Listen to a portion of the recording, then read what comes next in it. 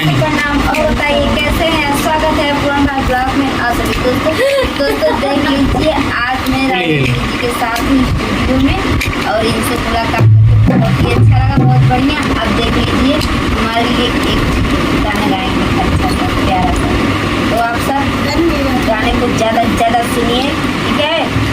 ध्यान लगा कर गोली मार देंगे।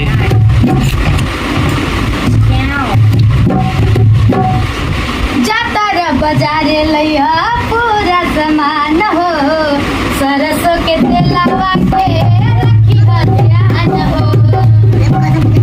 जाता बाजारे लैया पूरा सामान हो, सरसों के तेलावा के रखी ध्यान हो। झूठो के काहे खिसियाला राजा जी, झूठो के काहे खिसियाला राजा जी।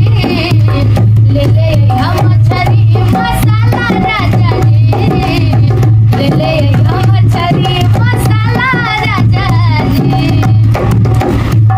कदिसन भताज पाड़ा कुछहु न सिखला, पानी बनौले जाके पहिले तू सिखला।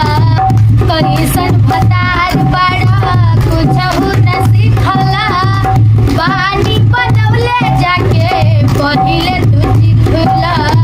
लाके रख दे बाछा छनला राजा जी, लाके रख दे बाछा छनला राजा जी। ले ले हम मछली मसाला राजा जी, ले ले हम मछली मसाला राजा जी। जबले न लइबा पिया हमरा बनाइब, फेंक दे हम बहरी ना बना के हम खियाइब।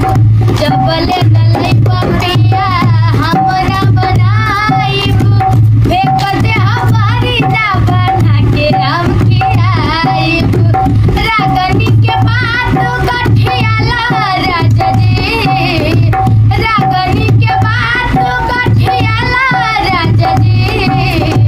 ले ले हम मछली मसाला राजा जी, ले ले हम मछली मसाला राजा जी, ले ले हम मछली मसाला राजा जी। तो आप लोग को कैसा लगा कमेंट करके जरूर बताइए। आइए फिर से गाना सुना दे रही हूँ, बहुत प्यारा सॉन्ग है दोस्तों, ठीक है ना? आप सब जरूर इस वीडियो को ज़्यादा से ज़्यादा शेयर करिए।